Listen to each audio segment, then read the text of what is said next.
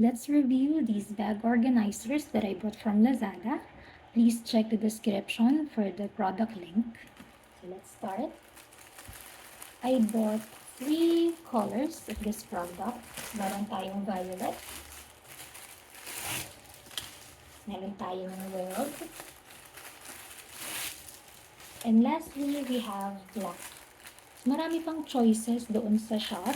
Pwede nyo na lang i-check yung shop mismo. Baka meron kayong ibang colors ka na preferred. So yan, ito sila. Isa-isahin natin kung kamusta ba yung features, yung mga pockets niya. So meron tayo dito sa side na to. Hanggang ditong side pa lang, ang dami niya ng lalagyanan. So nakikita niyo, meron siya munang mesh net. So, 2 divisions to. And aside from these two, meron pa siya ulit dito ang pocket. Ayan, 2 ulit yan. Ayan. Tapos dito naman, meron siyang 4 na divisions naman ng mesh net. So, 1, 2, 3, 4. And another 2 pockets dito at dito. Ayan. Pag tinignan naman natin yung loob niya, ganito siya. So, plain lang, wala nang pocket sa loob. And ano yung kaya niyang lamanin? Meron ako ditong 500 ml na bottle of water. And so, kasyang-kasya siya. So, halimbawa, meron kayong payong na kasing haba nito. Hindi kayo problema kasi kasyang-kasya siya. And fit na fit. And siyempre, i-mention din natin yung napaka-cute niya na handles. Nakikita niya, sobrang nipis niya. Cute. Then, kala niyo natatapos na dun yung mga lalagyan. Wait, there's more.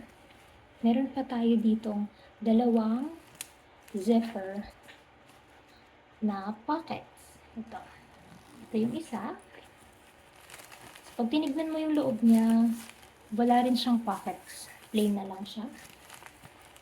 Ganun din dito sa likod. Yan, plain din siya. So yan, napakaraming lalagyanan. So in total, meron tayong 1, 2, 3, 4, 5, 6, 7, 8, 9, 10, 11, 12, 13. So 13 na compartments. Tapos isang bag organizer lang siya.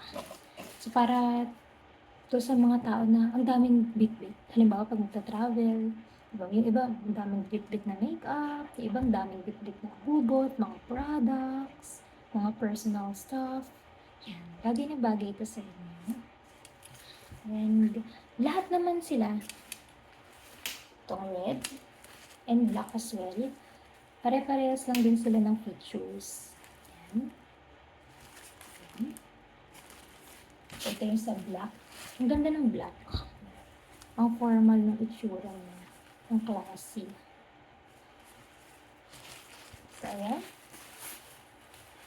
Now that we're done with the features, let's try to inspect kung kamusta naman yung quality niya. So, sa quality, hindi ko siya mabigyan ng perfect na score kasi ito, pakita ko sa inyo. Kita ba sa ano? Sa video, di ko alam kung kamusta yung itsura, kung halata. Pero, kung makikita nyo to, may part siya na nakatiklop, pero hindi dapat nakatiklop. So, kumbaga dapat nakalabas tong paganyan. So, kaso dahil sa pagkakatahi, hindi naging ganun kaayos yung itsura niya. Tapos kung mapapansin nyo rin, ito, hindi siya pantay dito sa end nito. Sa actual, kitang-kita kung gaano katabingi eh. Sa video, hindi ko alam kung mahalata niyo rin. Pero ito, maliit siya kung ikukumpara dito sa haba nito. So, hindi lang si Violet yung ganyan yung sitwasyon. So, makikita niyo itong red, ganun din. Tabingi din yung itsura niya. Si black din actually. Hindi lang halata masyado kasi black eh. So, hindi mo makita masyado yung detalye. pero tabingi din siya. For the final verdict, I will give it 4/5 stars kasi maganda naman siya. Maraming purpose 'to, maraming paglalagyan, napaka-useful. Kaso nga lang yung product mismo or product quality mismo yung -1 star. Sa'kin kasi kapag yung product na mismo yung may problem, non-negotiable na siya. Puwede pa kung yung packaging, 'di ba, yung packaging puwede mo kasi siyang ilagay sa ibang karton or i-transfer mo sa mas magandang paper bag, okey na yun. Pero kapag yung product mismo yung may problem, non-negotiable siya sa'kin and hindi ko siya mare-recommend as a gift. Siguro para sa ilan na hindi naman gano'n ka-sensitive, you may go for it kasi maganda pa rin naman siya. Pero for some na medyo keen sa details, hindi siya papasa.